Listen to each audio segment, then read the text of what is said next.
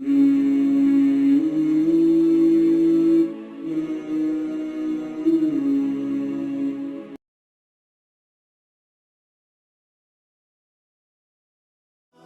جب کسی سے ناراض ہوتا ہے رزق نہیں چھینتا، آب و دانہ بند نہیں کرتا، سورج کو حکم نہیں کرتا کہ اس کے آنگن میں روشنی نہیں پھیلانی، چاند کو نہیں روکتا کہ تیری کرنیں اس کے ویڑے میں نہیں پڑنی چاہیے، بلکہ اللہ جب کسی سے ناراض ہوتا ہے سجدوں کی توفیق چھین لیتا ہے۔ سجدوں کی توفیق چھن گئی تو پھر سمجھو اللہ ناراض ہے، اللہ راضی نہیں ہے۔ اور اگر سجدوں کی توفیق نصیب ہو جائے، کسی نے واصف علی واصف مرحوم سے پوچھا تھا کہ کیسے ہمیں پتا چلے گا کہ ہماری نماز قبول ہو گئی ہے، تو انہوں نے کہا تھا ایک نماز کے بعد دوسری عطا ہو جائے تو سمجھ لو پہلی قبول ہو گئی ہے۔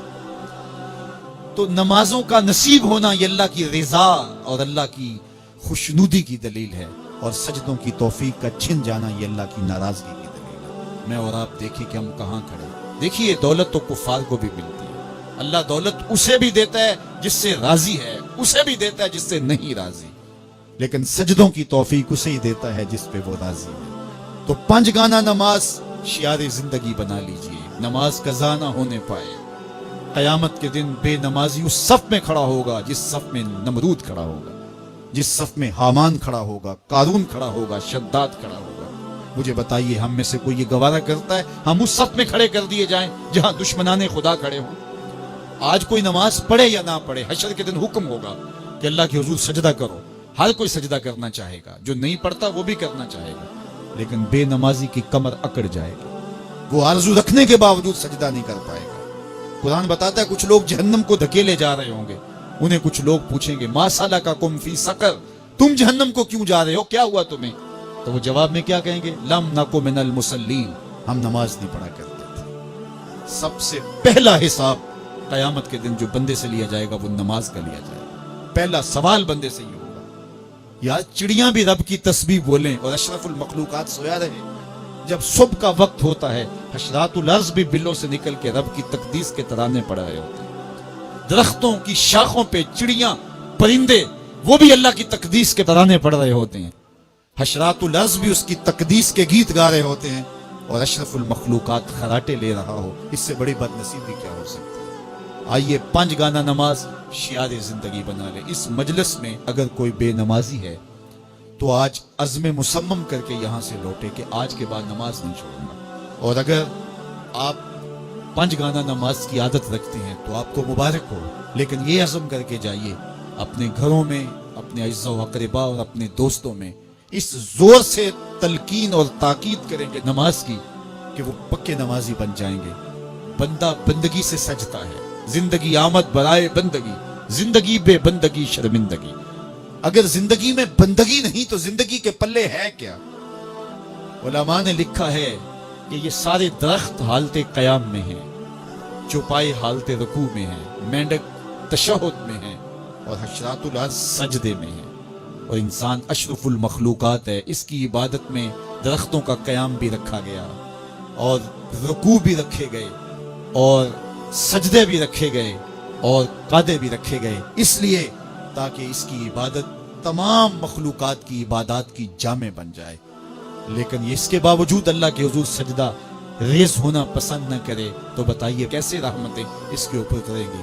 خوش نصیب تو وہ ہیں جو 5 گانا نماز ادا کرنے کے بعد تہجد بھی قضا نہیں ہونے دیتے، سجدوں سے اللہ کے حضور حاضری پیش کرتے ہیں۔ سب سے زیادہ بندہ اللہ کے اس وقت قریب ہوتا ہے جب سجدے میں سر رکھا ہوا ہوتا ہے۔ انسان کے اشرف اعضاء اس کے سر میں ہیں، بولنے کی قوت زبان سر میں، دیکھنے کی قوت آنکھیں سر میں، سونگنے کی قوت ناک سر میں، چکھنے کی قوت زبان سر میں، سننے کی قوت کان سر میں، سوچنے کی قوت دماغ سر میں، اور سر مالک کے در پہ۔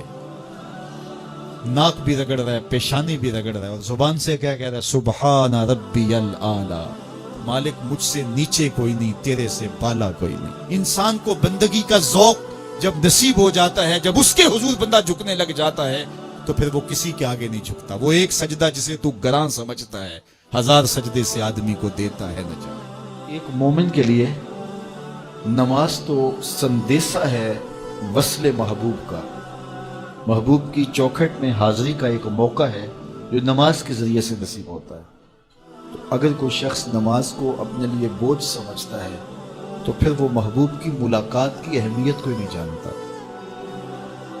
نماز کے لیے جب اذان پکاری جائے تو بندے کو خوشی، فرحت اور مسرت ہونی چاہیے کہ میں اب رب کے حضور حاضر ہوں، نہ یہ کہ وہ گھڑی پہ نظر ڈال کے کہے کہ ابھی تو آئے ہیں پھر دوبارہ اذان شروع ہو گئی، تو پھر اس کو شوق نہیں ہے مالک کے حضور حاضر ہونے کا۔ حضور علیہ الصلوۃ والسلام تو جب حضرت بلال حبشی کو نماز کے لیے اذان کا کہتے تو یہ ارشاد کرتے، ارحنا یا بلال، بلال اٹھو اور ہمارے دل کو راحت پہنچا دو۔ ارحنا یا بلال، بلال ہمارے قلب کو، ہمارے دل کو راحت پہنچا دو۔ تو یہ حضور کے قلب کی راحت، تسکین اور قرار کا سبب ہے۔ آقا کریم علیہ الصلوۃ والسلام نے معراج کی شب جہاں بہت سارے لوگوں کو عذابوں میں مبتلا دیکھا تو ایک شخص کو دیکھا، رجل مغیب فی نور العرش، کہ وہ عرش کے نور میں غائب تھا، اس کے اطراف میں نور ہی نور تھا اور وہ نور میں ڈوبا ہوا تھا۔ پوچھا کہ یہ کون خوش نصیب شخص ہے، کوئی فرشتہ ہے؟ تو جواب آیا فرشتہ نہیں ہے۔ یہ کوئی پیغمبر ہے؟ پیغمبر بھی نہیں ہے۔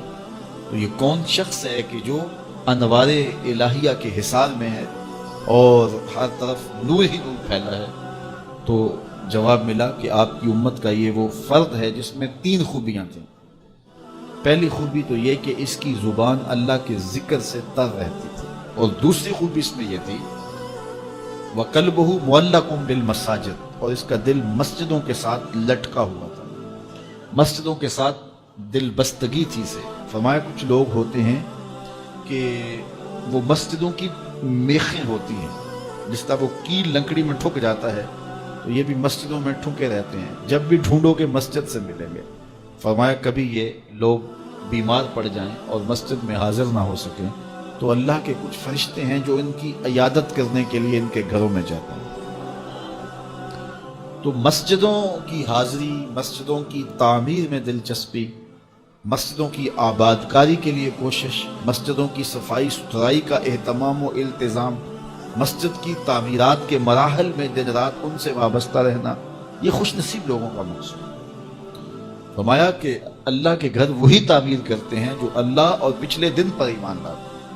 تو مسجدوں کی تعمیر یقیناً اللہ جل شانہ کی خاص رضا نصیب کرتی ہے۔ ایک روایت میں آتا ہے جس نے تتر کے گھونسلے کے برابر مسجد کی تعمیر کی، فرمایا اللہ جنت میں اس کا محل بنا رہا ہے، اللہ اس کا محل تعمیر کرے گا، اس کو محل عطا کرے گا۔ تو یہ تعمیر مسجد یہ خوش نصیب لوگوں کا مقصود ہے۔ تو مسجدوں کی آبادی اور مسجدوں میں وابستہ رہنا اور دل بستہ ہونا مساجد کے ساتھ، یہ خوش نصیب لوگوں کا مقصود ہے۔ تو بدبخت لوگوں کو یہ سعادت نصیب نہیں ہوتی۔